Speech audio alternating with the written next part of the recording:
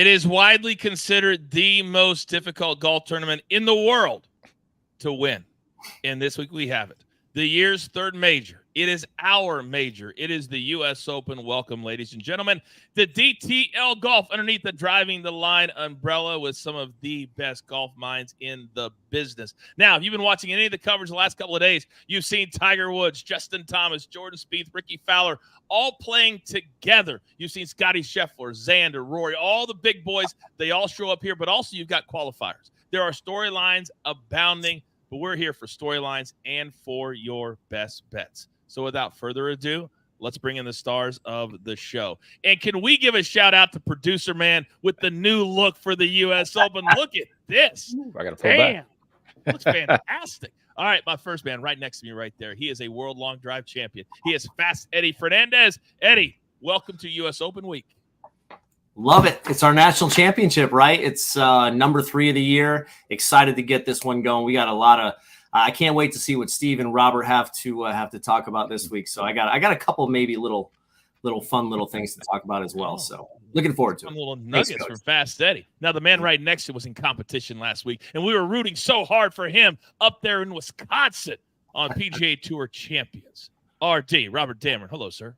Hello. You didn't root hard enough. I beat a handful of people, but, it was a lot of weather, a lot of rust falling off me. There was some good, some bad, but what a great time. I got nothing but great things to say about the way they ran it. Steve Stricker and Nate Pokris up there who ran the golf tournament. Awesome job. Awesome. And thank you for having me up there, even though probably they'll never make that mistake again.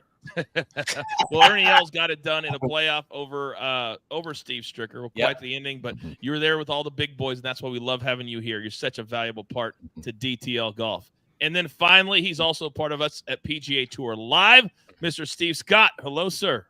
Hello, everybody. Yes, U.S. Open week in my kind of adopted state of North Carolina, very close to where I live. So the Pinehurst area, it's really that cradle of American golf. I can't wait to see it showed off this week. Shane Lowry, I'm kind of using his quote yesterday as kind of how we launch ourselves. And he was to the side of one of the greens, and he talked to one of the reporters, and he looked at him, and he laughed, and he goes, I forgot how hard this place was. And that is where we start. So I want to take from everybody before we get into some fun bets, before we get into our best bets. And when you think of the U.S. Open, RD, and you played at the highest level, and when you look at Pinehurst and all these teacup greens, I 5-putted the very first time I played on this course. It was embarrassing. It was so hard. The U.S. Open famously has Payne Stewart. What do you call? Oh, not the trophy, but the statue. Yeah, not the trophy, but what's that? You know what I'm talking statue. about? Statue. Kind of like the crane, like the crane pose. Statue. So statue outside. Phil Mickelson famously had the beeper going. Bones said in a report yesterday, I don't even know if it was on buzzer or if it was going to be loud. I have no idea. But RD, when you think of the U.S. Open at this golf course, what's your take? I love these old school golf course, but when you think of U.S. Open, I traditionally think of let's say a Winged Foot or an Oakmont with the big trees and the heavy, deep rough. This is a little more scraggly around the edges. It's not going to be deep rough. It's that kind of just native area, quote unquote, the grossness, I would call it. And you're right. The upside down teacup greens, they're going to drive some of these players crazy. I personally, I can be flexible. I can go either way. But after a soft PGA where 21 under won Xander Schauffele, I want to see just a complete bitch fest. I want to see these guys crying in their Cheerios in the morning and just beat them up. That is the line of the day. Give me a bitch fest, says RD. By the way, our numbers guy, Raphael, he's in the chat. If you have any questions for him, put them in the chat. He'll answer them for you in real time. We've got some of his odds coming up in just a moment. But Steve Scott, let me come over to you because I saw a video today. Somebody just dropped the ball right by the pin on the wrong side, and it rolled. You guys probably saw the same video. Rolled all the way off. Took like a minute and a half to stop and rolled all the way off the green. How difficult are these greens at Pinehurst? Oh, these greens they're diabolical. I mean, you can't find them. They're about 6,500 square feet in total on average, but it's a big but. There's about 3,000 square feet of actual usable putting surface. Everything else just falls off the planet. You've got no chance to hit them if you are not in the fairway, be able to control your golf ball, you are going to be in some serious trouble. But here's difficulty for you. Here's your stat of the week. So in the 3 previous U.S. Opens, 106 players start the U.S. Open every year. They've had 468 players that have played the 3 U.S. Opens here already. You know how many people have been under par after 72 holes? How many people out of 468? Just 4. 4 people out of 468 ever. Okay, so there's your difficulty right there. This is not a bomber's golf course. This is a thinking man's golf course. You got to be really cerebral this week if you want to take the title. I don't think there's any question, RD. You're going to get your bitch fest. 4 and 464 is what I just wrote down. That's bananas. Yeah. Hashtag it pays to watch live. Hashtag knowledge is power. Thank you, Steve Scott. Now, Fast Eddie, the last thing he said, it's not a bomber's golf course. You couldn't even play on this golf course if it was you. Look, Coach, now, I can, 5 irons. Come on. 5-iron, kid. I can hit, 2 irons, 320 down the pipe if I need to, That's what I'm saying. Fairways are very paramount this week. So I love Steve's point to where the greens are about half the size. Legitimately, I mean, you're going to have to be a ball striker. Ball strikers are going to have fairways hit, and ball strikers this week are going to have a huge advantage. So that's kind of where my picks are going this week. Looking forward to getting into it, but I can't wait. I like the scraggly kind of look of the U.S. Open this week compared to all the thick rough and the big trees. So I love the Pinehurst area. It's amazing. And because of that, let's remember when Martin Keimer won here, he did not chip at all. It was a putter from everywhere. So keep that in mind. By the way, Mitchell says, never finalize those bets before listening to Coach and the guys. Mitchell, truer words have never been spoken. I don't care what show you're watching. Nobody is smarter than right here at DTL Golf. So Raphael never stops working. And he sent me a bunch of odds. I thought it'd be kind of fun, guys, before we get into your best bets, to go over a few bets that you could make to see what you guys think. So we're going to make this kind of rapid fire, 10 or 15 seconds for each answer. So, RD, I'm going to start with you. Will there be a playoff? Yes is plus 400. No is minus 525. Your take? I just don't feel like there's going to be one, but 4-1 odds on a playoff, that's pretty good. On a course where you would think people shouldn't run away on something very difficult. So I kind of like taking yes playoff. Even money, I would say no. Plus 400, yes. Well, a little sprinkle. Steve, talk to me. Yeah, no, I don't think so at all. I think in the last 30 years, there have only been 2 playoffs in the U.S. Open, and none since 2008 when Tiger took down Rocco at Torrey Pines. So, no. I knew you'd have that stat. Fast Eddie, what do you think? I think yes. I'm in agreement with Robert just because the golf course is so tough. Pars are going to be really good this week. So I think there's going to be a lot of guys bunched in with a chance to win on Sunday. So I say at plus 400, I say yes. All right. So worth a little sprinkle. If you side with Steve, do not lay minus 520. Please do not lay a minus 525. Don't come back and yell at us, please. All right. Now, Raphael also sent these numbers, and I want you to give me one answer. Of these names, who do you think will cash a bogey-free round number 1? Scheffler's plus 1,600. Rory plus 2,200. Xander plus 2,200. Morikawa plus 2,500. RD, your answer. Bogey-free? I got to go with Morikawa. He's been making less birdies, but still playing very well. So a lot of steady Eddie kind of golf for Morikawa. Frankly, I don't like any of those bets. I don't think anyone's going bogey free unless somehow it's dumps between now and then and softens this golf course, and it's not going to. But if I had to make that bet, you forced me, arm behind my back, Morikawa hitting it very straight. I could just see myself, old WWE. I might hurt you, though. I don't want to do that. I break easily. Steve, what do you say? I'm going none of the above, too. I know that's not an answer, but Martin Keimer made 9 bogeys here in winning by 8 shots back in 2014. Michael Campbell, he made 16 bogeys, 16 back in 2005 when he won here at even par. So nobody is going bogey free. I don't care what round it is. This golf course, you are going to get in some sort of pickle out there. Oh, and it's a big pickle, Fast Eddie. Your thoughts? Yeah, I'm in agreement. There's going to be a lot of bogeys made this week. It's just if I had to pick, I would pick 2. I'd pick Schauffele and I would pick Morikawa. But I mean, if I had to pick, I wouldn't bet that anyways. But if I had to pick, I'd pick those two guys. To me, Xander would be the most likely just because I've watched in the last couple of weeks, and he makes more 10-footers for par than anybody else on the PGA Tour. Okay. And that's what it takes in a U.S. Open to stay bogey-free. But I probably agree with you guys that it's going to be very difficult. Moshe is wondering, where's DeChambeau? Well, those were the 4 highest odds, according to Raphael. DeChambeau's way down the list. Remember, he's volatile. He's a volatile golfer. He's not like this. That's what it takes to go bogey-free. Now, here's the Tiger question of the program, ladies and gentlemen. Tiger, who said today that his new swing coach is his son, Charlie, says, I trust him with my swing and my ball more than anybody.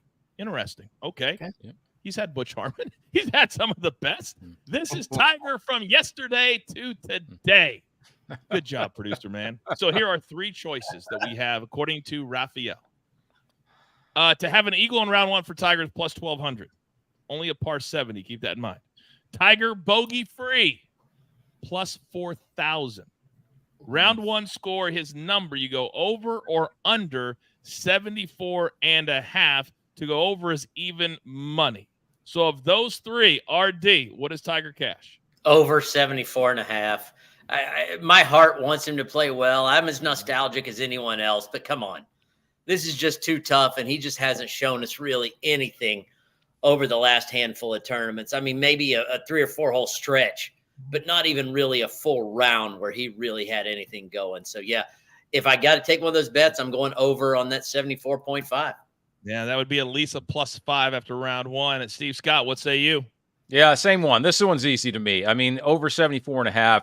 I think, he's got a chance to go over. If I had to pick these, it'd be the over 74.5. I think he's going to go under, honestly. I think there's a lot of things lining up for Tiger Woods this week. The terrain is very flat, and the temperatures are going to be very warm in Pinehurst. So I think a lot of things are lining up for Tiger. Yeah, he talked about that in his news conference today about the weather similar to Florida and that this is a very flat walk for him. The flattest of all the majors this year, that is for sure, even flatter than the Open Championship, I believe. Fast Eddie, what say you? Yeah, I disagree with Robert. I agree with Steve. I think under 74.5. I think he plays pretty well the first round. It's only going to be blowing 5 to 10 miles an hour. The wind is not going to be a factor. Pretty flat golf course, going to be 90 degrees. So I think he's going to play, I would say 72 or 73. Plus 3 or, plus 2, plus 3, plus 4. I think under 74.5 though.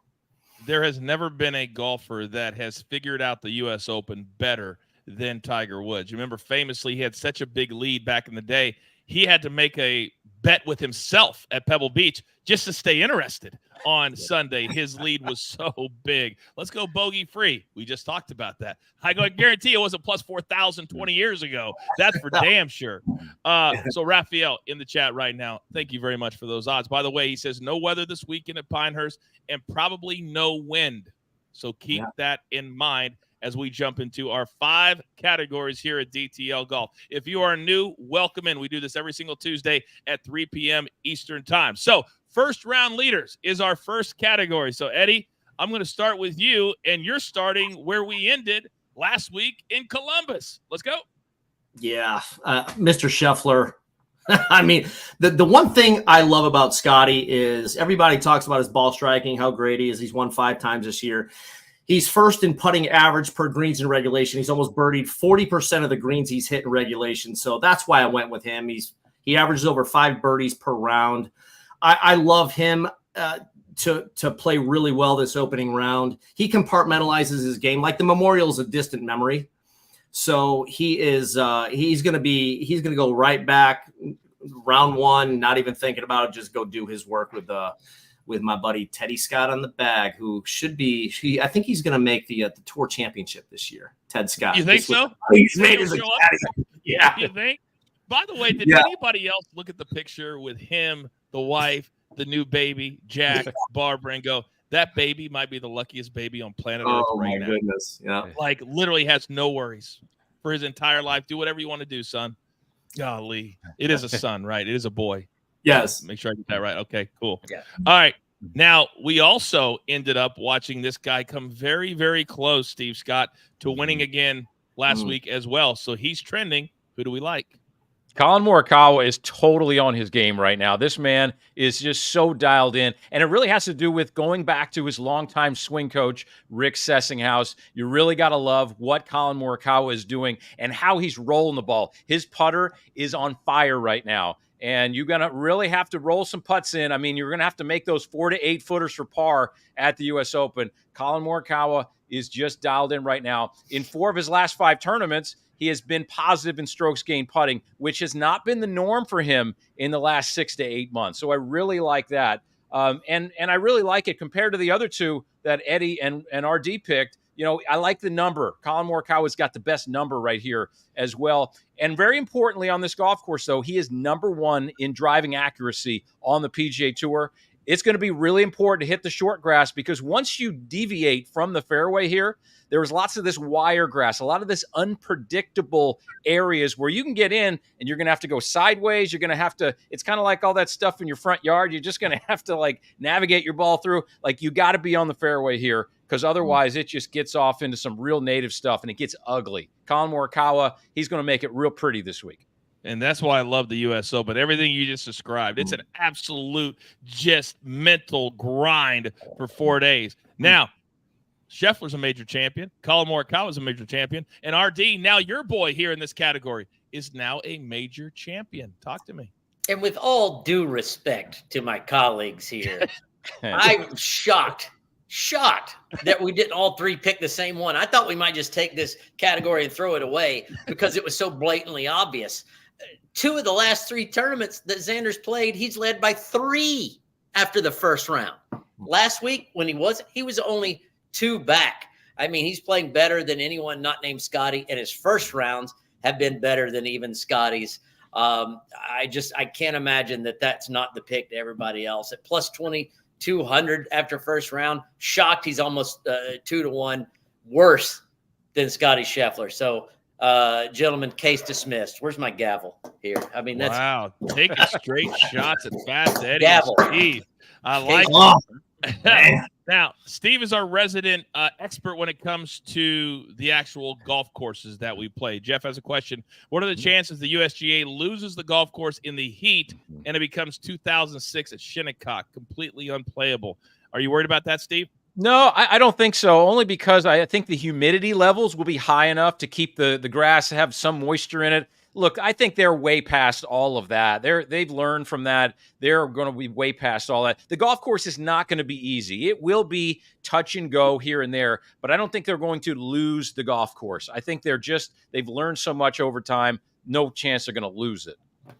And TJ says, as long as Scotty Scheffler doesn't try to drive around a closed down road to get a tee time, he will be well off. Did you guys see the video of the dude at the member who drove? I feel like RD, that's something you would do. Dude, I'm pissed I didn't think of it first, but I just didn't have a member. But I played in Wisconsin. If I hadn't even thought of it, I would have done it to drive it into Wisconsin. It would have been great. A lot of planning.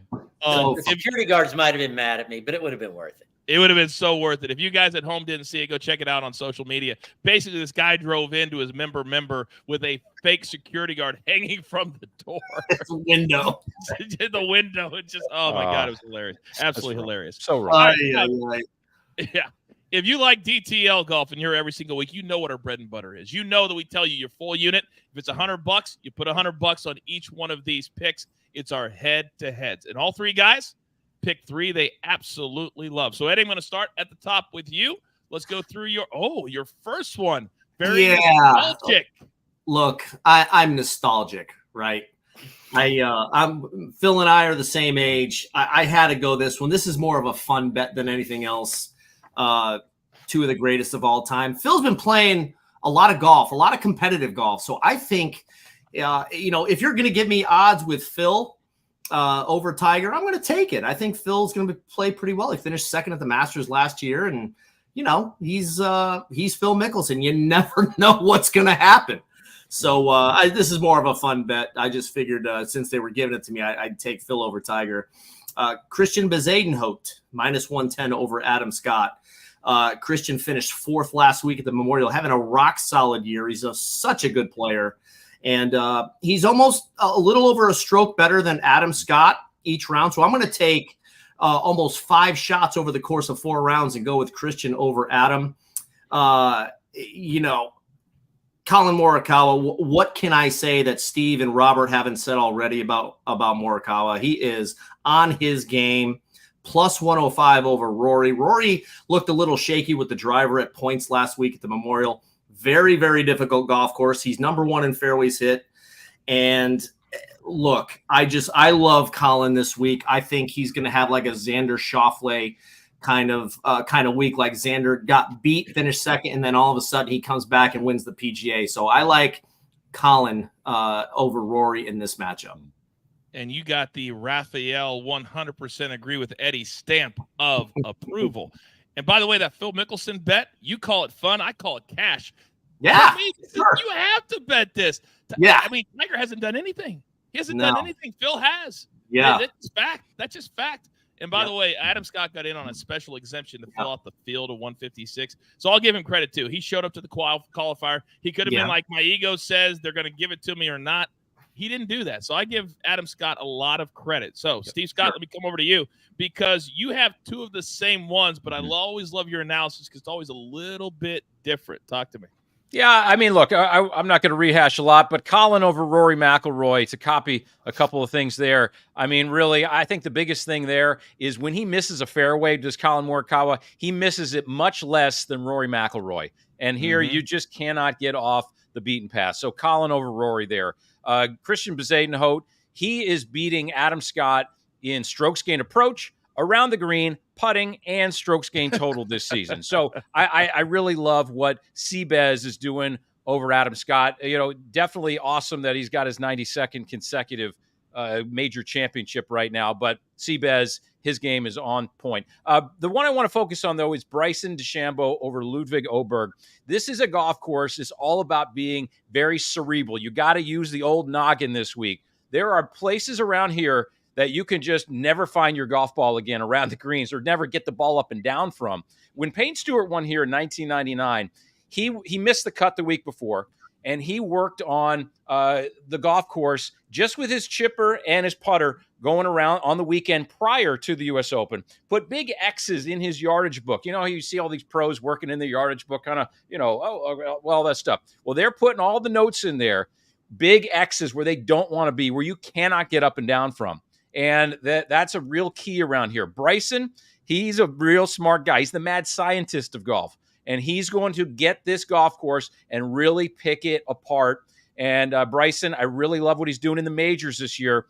Top 6 at the tied 6 at the Masters and 2nd place at the PGA. And most importantly, this is what they have to deal with over 72 holes. He is endearing himself to the crowds again. Even though he's on that other tour, the Live Tour, he is really endearing himself to the crowds. I was able to follow him at Valhalla, and the crowds were just they loved Bryson, and he loves them back. Yeah, he brings excitement. He brings energy. You saw that he wanted to win the PGA worse than anything, and he proved also a few years ago at the U.S. Open you can do the bomb and gouge, bomb and gouge, bomb and gouge. He proved it. He's the only one that's proved it. But, man, I love that analysis on Bryson. I've never been a huge Bryson fan. He's growing on me since he went to Live. He really is. Don't be too cool for school. Show me you want to be there. And he does. Thank you, Steve. All right. Now, RD, let me come over to you because you agree with the Bryson.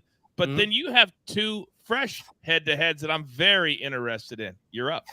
Yeah, Bryson, not only the mad scientist, it doesn't matter your strategy if you can't hit the ball where you want it to go. You can think your way around all you want. Bryson has been hitting it exactly where it wants to go, long and straight. So I love that bet too. But then after that one, we're getting into the Tom Kim Sahith Theegala. Tom, a slight underdog to Sahith. I'm going with both of these guys have been playing pretty well leading into this golf tournament. Sahith had one hiccup, a bad hiccup, where he played terribly at the Canadian Open. Tom Kim, of course, played very well at Canadian Open, another very big golf course where, a shorter driver probably shouldn't do as well as he did. But, man, his short game was on point. He made everything.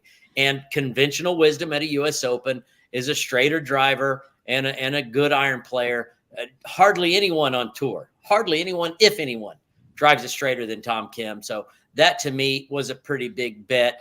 And this one, I mean, what kind of dummy would fade Scotty Scheffler, the best player in the world, hands down, bar none. You're getting plus 170. You know, that is this Xander is the second best player in the world, and you're taking almost 2-1 against him. The guy just won the last major. Hell, Scotty's been to prison 50% of his last majors this year that he's played. So to me, just the odds alone wants me to sprinkle a little something on this. It's tough to go don't pass line on Scotty Scheffler, but I did it because Xander's also playing so well. Well, a reminder that Xander, prior to winning the PGA Championship, was third in the FedEx Cup without a victory. Yeah. To do that, all your finishes have to be high. Not a couple, all of them. He's been consistent top 5, top 10 all year. So this isn't that crazy of a pick. What's crazy is that Scotty Scheffler could go take a nap for 2.5 months and wake up, come back. He'd still be the number 1 on FedEx Cup, no matter what anybody else does. He has a 4-event lead. 4! It's amazing. Based off the points. You know what he's been doing, though, too? Sprinkling the triple.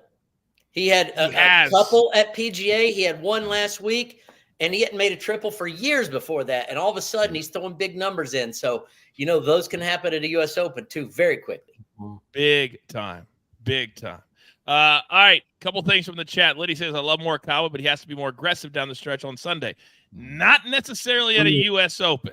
Maybe at another tournament, but here, that's right, RD. You got to keep it right up here. Joe, Brooks and Bryson need to come back. I believe eventually that will happen after I'm full-time at the PGA Tour with all 3 of these guys. Look at this. Raphael says, Mickelson, you're moving lines, Fast Eddie. You're moving lines. At a lot of books, it just went up to minus 150, kid. That's how much people are watching right now. Minus 150 over Tiger. Plus 125 coming back the other way. All right, now, we tell you all the time, our third category, finishing positions. And we love this, and we've been nailing so many of these with my guys. And scale it back just a little bit, because if you have a triple like Artie talks about, that can turn a top 10 into a top 20 into a top 30 like that. So, Fast Eddie, let's start with you, because I'm seeing 3 fresh names, and I'd love to hear your thought process. Yeah, these top 20s. I picked Ben on last week. He's been playing so well all year long. Look, Ben on plus 275, top 20. He is he's such a great ball striker, and I just look for him to play really well this week. There's no other thing other than just the eye test, and just by his finishes the last 3 months, he has been rock solid. So I think he's going to play great. Fitzpatrick won the U.S. Open a couple years ago. Right? Plus 165, top 20, same thing, plus 360 for a top 10. He shot or tied the lowest score last week in U.S. Open condition, shot 69. I believe there were 4 scores under par on Sunday, which was extremely difficult. So he is in top form. That's going to give him a lot of confidence. And the 3 of us, probably 4 of us on this show, know how much confidence means in golf. And how can we forget Mr. Koepka? How can he just allow the PGA Championship to outweigh his U.S. Open? So I think he's going to have a very good week, plus 210, top 10. I wouldn't be surprised to see him hoist another U.S. Open trophy. So I look, he's as good as it gets when it comes to majors, especially the last 7-8 years. So how many does he have, Eddie? How many U.S. Opens does he have? He has 2 U.S. Opens and 3 PGAs. And 3 PGAs. This man was built for major championships. 3, and it could very well be 3 U.S. Opens this week. And by the way, I appreciate you trying to include me with the group there in that little comment. But hey, we all know what the score is. We know what the score is. How many of us on this show have made a hole-in-one this year? I haven't. Well, I mean, not me. That's true. That's true. Sorry. I get caught up sometimes. RD, you have? On a par 4. You did? Right. It didn't count. It didn't count. I was practicing. I dropped some tee shots on a hole in my first one. I was practicing on the course. I hold it. Does not count. Okay. But I couldn't let them get away with, somebody had to have pretended they made one. That's true. That's true. All right. That's true. I have to listen to Big Cheesy. He's ready for my country club, and you would see the 12th hole while I landed my hole in one. By the way, best golf cappers in the game. I can't read that enough. You're damn right they are. Now, Steve Scott, let me come over to you because I love one of your plays, and we're all about storylines. And there's been some good, and there's some very, very sad. And the U.S. Open has honored Grayson Murray, who passed away a few weeks ago, and I was working that week. Very, very difficult. And Harry Higgs has been incredible. I'd love for you to start there because he's been very open about what that meant to him and kind of how he's used that to play great golf the last couple of weeks. Start there. Everybody's got to find their motivation somewhere. And Harry Higgs, he is one of the hottest golfers on the planet that might not be on all of your radars if you're not looking at the Korn Ferry Tour right now. And the plus 250 number this week, for a top 40, for a guy who's this on his game right now, I mean, he made it through the sectional qualifying recently in the playoff to get here. So he's just so battle tested lately. He's second on the Korn Ferry Tour money list. And, he did kind of tout that after his most recent victory, and both have been in a playoff, by the way, too. So he has just been in the pressure cooker. He really talked about how Grayson Murray's passing really, influenced his mindset. He's also worked with great Julie Ilion, who is the sports psychologist to Wyndham Clark, Max Homa, Justin Thomas. She's the secret to a lot of these players right now. She's working with Harry Higgs. And Harry Higgs at plus 250 right now for a top 40. You got to jump on this guy. Totally. He's the big rig. He is fun to watch. He's got the shirt, unbuttoned, like 4 buttons. I don't even have that many buttons on my shirt, but he's got all the stuff going on. Back to the top 20 though, Russell Henley. This guy's a Bermuda grass specialist. One thing you have to know about this golf course compared to what it was. It used to have bent grass greens here back the other times they played the U.S. Open back in 2014. They have since switched to Bermuda grass. Russell Henley has 3 top 5s and 5 top 12s on Bermuda grass this season alone. He attended the University of Georgia. He loves this surface. Keep that in mind when you're doing your picks this week. And also, he's number 1 in sand save percentage. This is like the sand belt of North Carolina. There's lots of sand. You got to be really good with it. Russell Henley is really good. Top 10 number, plus 500 for Tony Finau. This is something you cannot pass up because I really love the way his game is trending. I know we look at Tony Finau and we say, he doesn't putt very well. Well, you know what? Here, you putt it. Your putting is not super. It is tested, but not to a point because if you can't hit the putting surface, it doesn't matter how you putt. And Tony Finau, his iron game is so sharp, and he's got 4 top 18 finishes in his last 5 starts. His game is really trending. Top 10 last week at a very demanding ball striking layout at the Memorial. Those 3 guys, I think you just got to jump on these numbers that are put out there because they're just so good, and I think they're gonna deliver for you this week. Yeah, I agree. Back to Harry Higgs real quick. Is that the same lady that was working with Wyndham Clark in? Yes, the same one, right? Correct. Oh, she's amazing. Yeah, full swing. Yeah, you swing. saw her in full swing. Yeah. Yeah. And not only playoffs, and I think you mentioned that he went to the U.S. Open qualifier, and that went to extra holes as well. Correct. So he's been in the heat, literally qualifying and winning on the Korn Ferry Tour. So I love that Harry Higgs. And just from a storyline standpoint and a feel-good standpoint, it'd be awesome to see him come back. He's also been to the depths of his career, which is why he's playing on the Korn Ferry Tour. He used to be on the PGA Tour, but he'll be back next year because of what he's doing right now. All right, RD, you decided to go with the RBC Canadian Open theme here with your finishing positions. You're up. I sure did. First off, hats off to Steve Scott. I mean, finding out how many tournaments Russell Henley played on, how well on the strictly the Bermuda and the bunker play. He's the best. The guy thinks out of the box. Fantastic. Thank you. Yes, well done. I kind of did the opposite. I went gut and heart on this one after watching the Canadian Open. No kidding, because I was on PGA Tour Live watching that. Bobby McIntyre has, balls. Let's just say it. The way he finished at Scottish Open, burning probably the hardest hole in the PGA Tour just to get unseated by Rory late. And then the way he finished at RBC, he lost the lead on Saturday on the front 9. He went to the back 9 and made everything and regained a 4-shot lead and finished strong when he, kind of started to slip a little bit on Sunday. Just sacked up and finished strong. I was so impressed. He may have had a little boozy weekend last week, back home, skipping Memorial, celebrating, but still, this guy's a proven winner and absolutely played so well that I can't not have him in some of my picks because of just how impressed I was with the way he finished with his dad on the bag.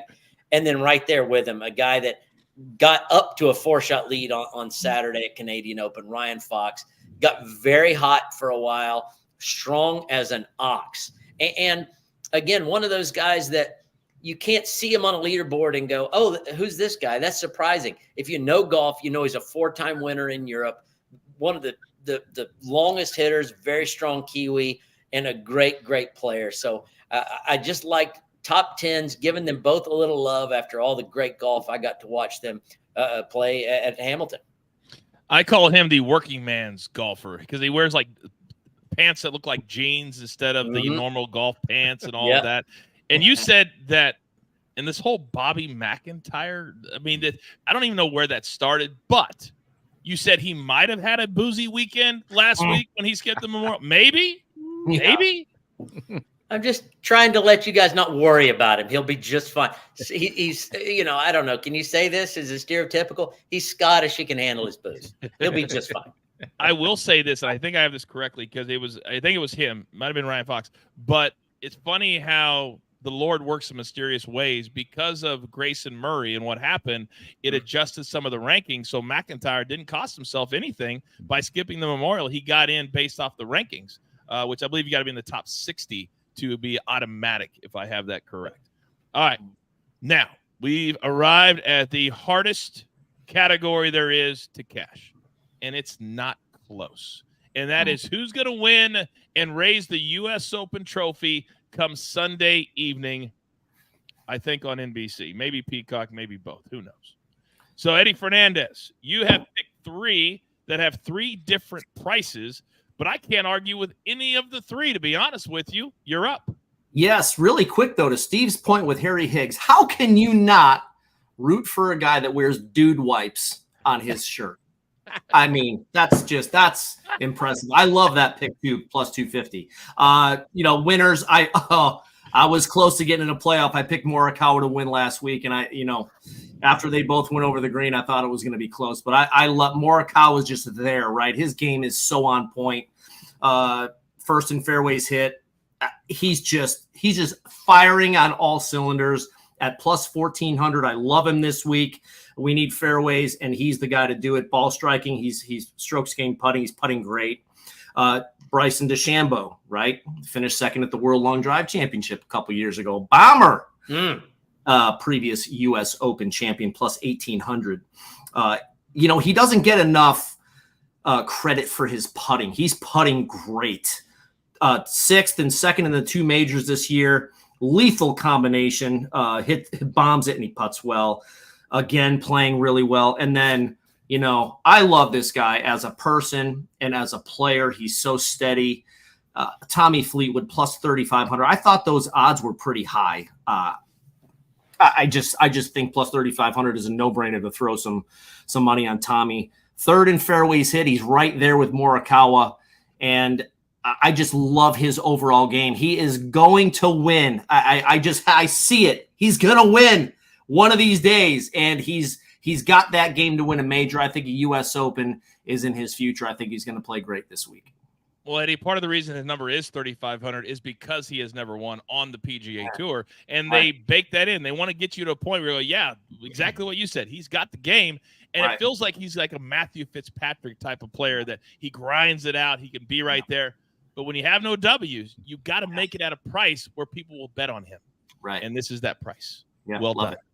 All right. Now, Steve Scott, you have focused on 1.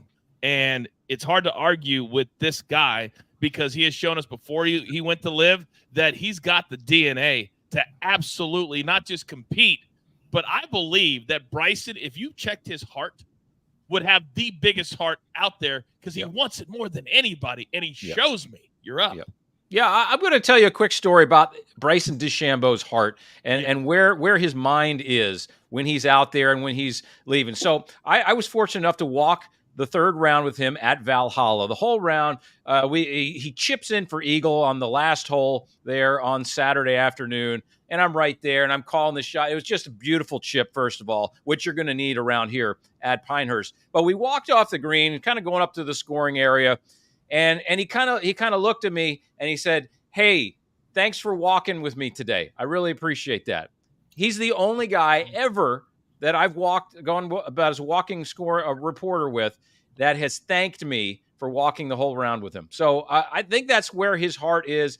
It's just, and his game is just right on point right now. I really like what Bryson DeChambeau is doing with his game. He's endearing himself to the fans, which is just it's coming out in his play. And I just feel the good vibes for Bryson this week. And let's hope that he can take it to the winner's circle. I love that story. I also loved seeing him light a guy up for not giving that kid the golf ball. Yeah, event, exactly. Right? Bingo. To get back over here. I love those stories, man. This is why I love golf. I love all these stories. Thank you, Steve. Now, RD, you agree with the Bryson. Yeah. But then I have two new names, and one of them I saw a quote today, Victor Hovland. He said that when he looks at Scotty Scheffler, it makes him want to work harder. It makes him want to do better. And we're talking about the reigning, defending, undisputed FedEx Cup champion saying that. So I think this week he's dialed in. Let's go. Yeah, I think he is dialed in too. He was an empty saddle for some time. He had 3 coaches in the first few months of this season, finally going back to Joe Mayo, kind of the formula that was working. Short game's better. He's hitting it better. Frankly, his attitude looked better. It wasn't good at all. He even said at Quail Hollow, he thought about not even coming to play and played better there. So good for him. He had a bad third round last week. He was playing very well.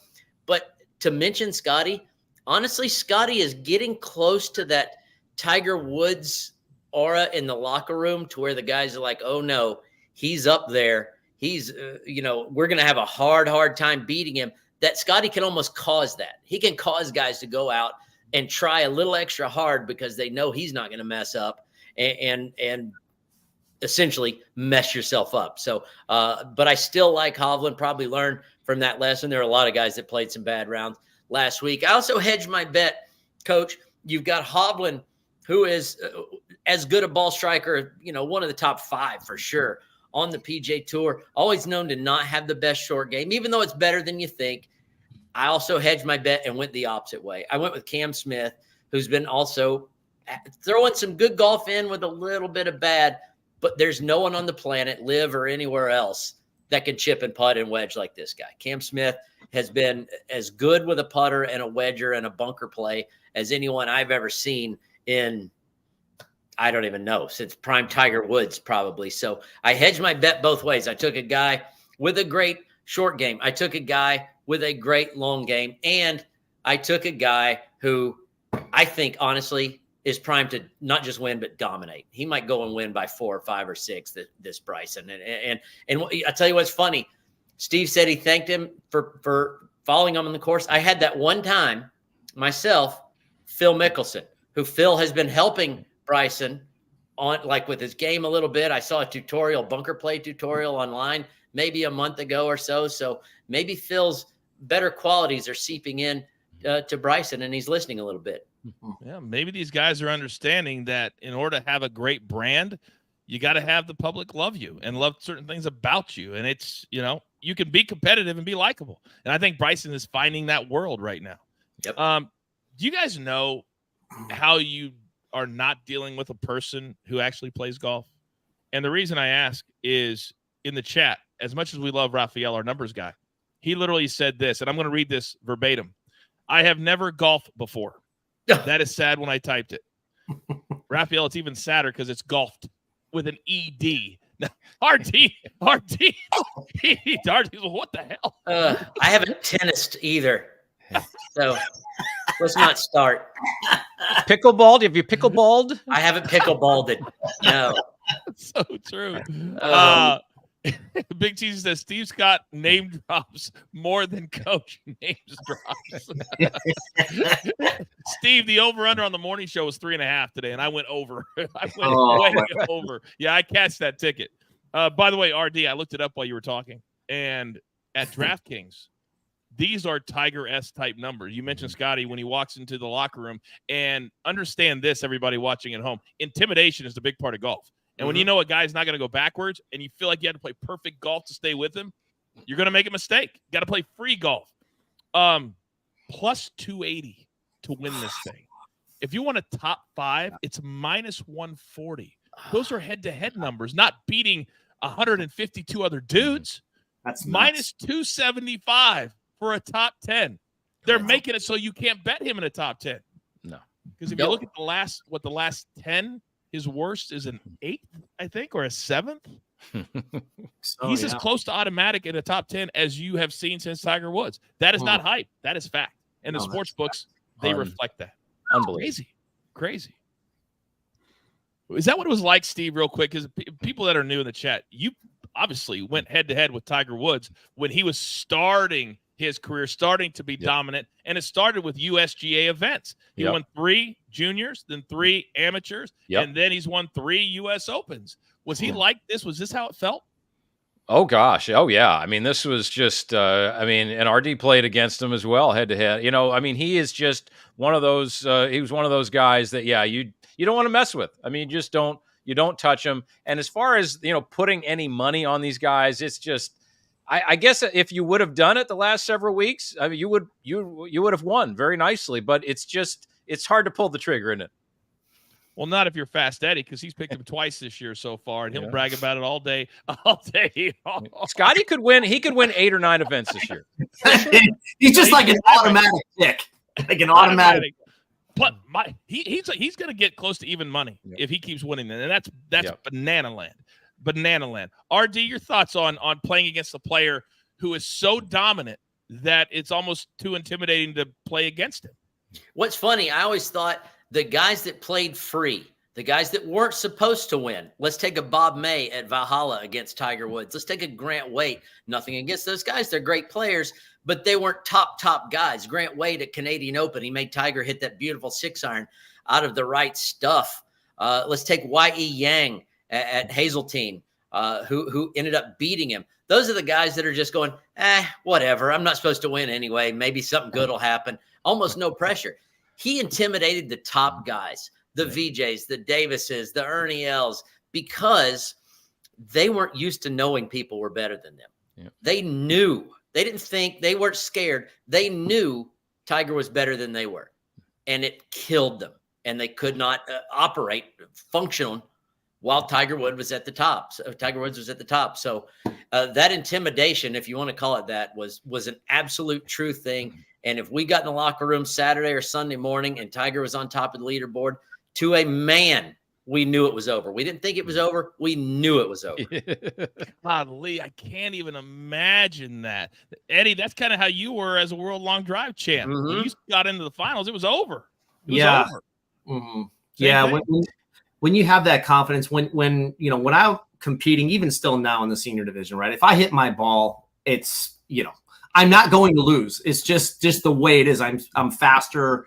I hit it more in the center of the face than anyone. So when you have that confidence and you're prepared and it's up to you, it could put some pressure on you. But if you just go up and execute, like, if you piss off Michael Jordan before a game, it's not going to probably end well for you. Just like Stephen Ames when he made that comment when he played Tiger in the match play, got beaten, I think 10-8, I think it was, or 9-7, something like that. So, it was actually the NCAA tournament was just played on that same course, and there's a video out there. People want to go look on YouTube or social media of certain players on a team looking at the video from when Tiger did that on that course, whatever, 20 years ago, when Stephen A. goes, wow, where he's hitting it right now. Oh, the dumbest thing a human being could ever say to a golfer, and went out there and just for 10 holes. Only 10 holes. By the way, Raphael says Woods at times was minus 110 to win tournaments back in the day, which is a crazy, crazy, crazy number. By the way, Liddy says, I heard Scheffler is cashing at a rate of $1.8 million per start this season. His caddy, oh my God. Liddy, at one point this year, his caddy had made more money than Rory McIlroy on the PGA Tour, if you factor in 10% for wins. And he also has a base salary. But Scotty won $4 million last week. So his caddy got another $400,000 added to that total. It's bananas right now what's going on in the Scheffler camp. All right, final category, gentlemen, and what a great show today. So many great stories. This is the long shot category where we throw everything into this pot that doesn't fit in the other ones. So, Eddie, let me start with you because I love you throwing Adam Hadwin on here because he played well last week, and you never know. And at this number, let's start there. The Memorial, I mean, it was U.S. Open conditions, right? Adam Hadwin played great last week. Top 5 finish, really good player. He moved all the way up to 7th in the President's Cup standings. So I love him this week. At plus 18,000, it's worth even laddering him all the way up to maybe a top 20. Phil Mickelson, how can I not take him? He's an old guy. I'm an old guy. I pull for the old guys. Plus 220 for top 40. You never know which Phil Mickelson is going to show up. And he's going to be 54 on Sunday and on Father's Day. So he might be a little motivated to do that. We know he's the oldest major champion ever, right? So let's see. Hiroshi Tai. I'm sure most people on this show do not know who Hiroshi Tai is. Plus 700 top 40. My buddy Nick Duffy, who coaches him, I had a nice conversation with Nick over text. Said very, very good iron player, short game. He won the NCAA championship a couple of weeks ago at a very, very difficult La Costa golf course in Carlsbad, California. You know what? I would love to see this kid do well. It seems like every year we have a couple of amateurs that play, and a couple of them kind of do some really cool stuff. I think he may be one of them, and he plays tough golf courses very well. So at plus 700, why not for top 40?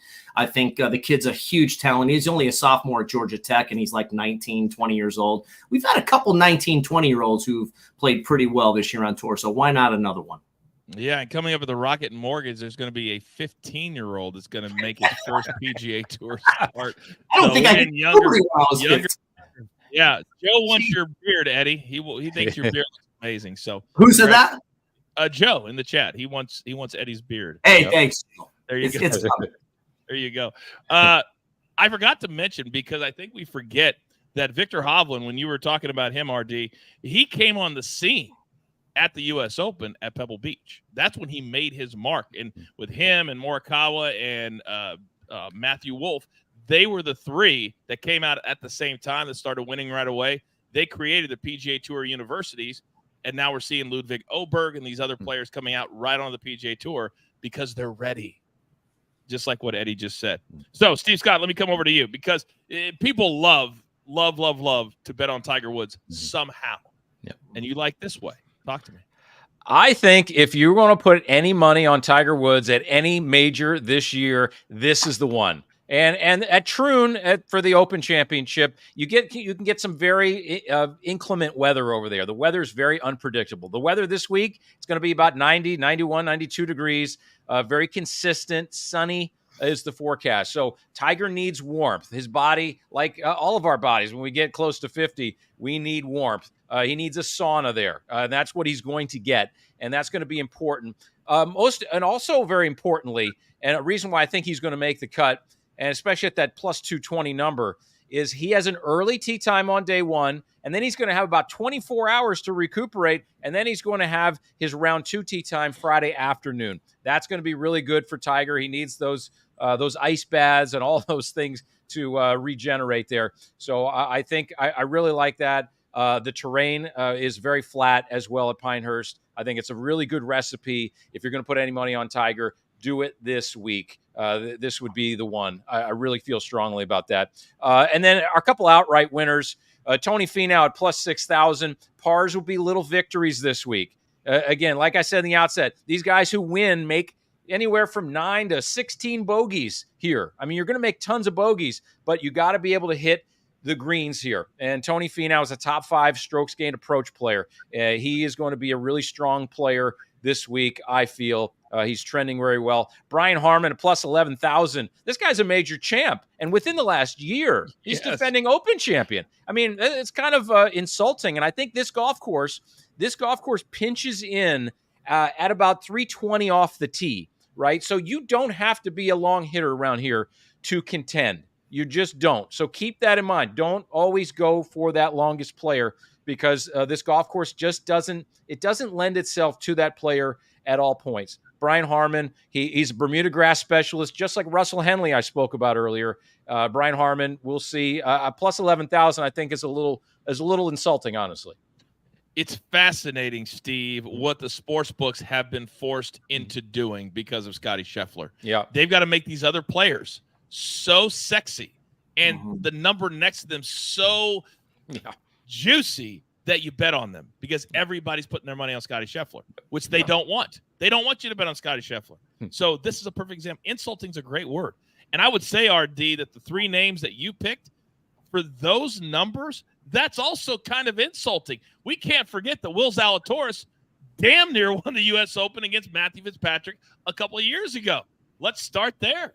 You're absolutely not kidding. When I saw that I could pick these three names over plus 5,000 in the long shot category, I did. I felt bad for them. I'm like, gosh, the lack of respect. Will Zalatoris, yes, he, before the injury and even since, was a major, stalwart. He was there every time, nearly winning several times. Okay, he had the surgery. He's coming back. This season alone, though, you look at the hardest tournaments that have been. Genesis, he finished second. Arnold Palmer Invitational, he finished fourth. Augusta National, he finished ninth. He played well last week, and he played well at Quail Hollow, but final rounds knocked him out. So 2 rounds out of all those kind of knocked him out of playing really well at every very difficult tournament he has played all year. So I think at plus 8,000, having Will Zalatoris is crazy town and worth a little bit of a sprinkle, as is Shane Lowry. Shane Lowry, it wasn't that long ago, shot 62, had a 10-footer for 61 at the PGA. He won. Was it with Rory? Sure. But he's a proven winner. It just doesn't make any difference when a guy's on his game the way he is. He hasn't missed a cut since January. He's been playing nice and consistent. He did have an 85 last week. Yeah, so what? Throw that away. Those are those are days that just get away from you. You kind of stop caring, and what happens. Easy to like water off a duck's back. And Sung J.M., 4 of his last 5 tournaments, he's got a 12th, a 4th, a 9th, and an 8th. And this guy, a proven PGA Tour winner, a great player, is it plus 7,500? Again, you use the word disrespectful. Those 3 guys at above 50 to 1, you got to give them a look. Well, he's quiet. He never talks. You never think about Sun J.M. You just see his finish. I call him a cash stacker because all he does is just stack the cash just week after week after week, and we never talk about him. And that's why you get these numbers. That's why golf's so important to sports books. They don't know how to price some of these guys, and these are mispriced, and my guys found them. All right, what a great show. So our final thoughts, our final takes as we head into Pinehurst, a world-famous venue. We've had big-time winners, world-famous winners, world-famous statues. So, Steve Scott, let me start with you. Your final take as we head into the U.S. Open. My final take this week, and this is when you are going to select your picks this week, this is a cerebral test. The USGA is all about identifying the best players, not embarrassing them. And it might embarrass some of them, but it's all about identifying them. So really keep that in mind. The guys who can really navigate around the golf course. And this is why we've seen Phil Mickelson being selected in our picks this week. Tiger Woods in our picks. A little bit of history around here is going to go a long way. So keep that in mind. Fast Eddie, your thoughts? Totally agree with Steve. I think it's going to come down to who can manage their emotions. You're going to make bogeys. Sometimes bogey's a good score. So I think, this week, the guys like the Fitzpatricks who, have been keeping their stats for the last, however old he is, 28 years in a little notebook. I think guys like that who are just very methodical are going to play really well. And I think all 3 of our picks showed that this week. Not everybody can play the U.S. Open. Not everybody is patient enough to play the U.S. Open. Thank you to you two. RD, talk to me. Coach, U.S. Open is my favorite tournament since I was a little boy. And you know why? I got an ornery streak in me. I just like watching those guys struggle. I don't know. I like watching triples and doubles and Phil Mickelson running off the green to stop his golf ball and those kind of things. And you know, to quote the great Chicago fighter Clubber Lang when he was fighting Rocky Balboa, what is your prediction for this week's fight? Pain. I think Pinehurst is going to give these guys some pain. And I, for one, cannot wait to plop on the couch and watch them hurt all day long. Yeah. And from a betting perspective, it's the type of tournament that if you bet on somebody, you're down by 3 or 4 strokes, you're not out of it because there's double and triple bogeys right around the corner. So all of that is encapsulated in that. Gentlemen, great job. I appreciate the effort. I appreciate the work. And it's now time to get set for the U.S. Open. Do not forget, on the morning show, Thursday, Friday, Saturday, Sunday, we'll have round-by-round picks as we see how the tournament plays out. But that's all the damage we can do. So it's now time for you to go out into the golf world, understand how much we enjoy doing this, how much we appreciate you being here, and then we're just going to grow month by month, tournament by tournament, major by major. So with all that being said, there's only one thing left to do, and I believe you all know what that is. You got your marching orders. Let's take all of these DTL golf tickets straight to the pay window. My entire crew, Lamar, my man Fast Eddie, my man Steve Scott, RD. G Money says, I want his hair. Damn it, so do I. Never forget about producer, man. Always behind the scenes, making the show look like $1 million. I am simply the coach, trying to keep this train on said track. We grind for you so we can win with you. It's true, and it's what we're all about right here at DTL Golf. Good luck.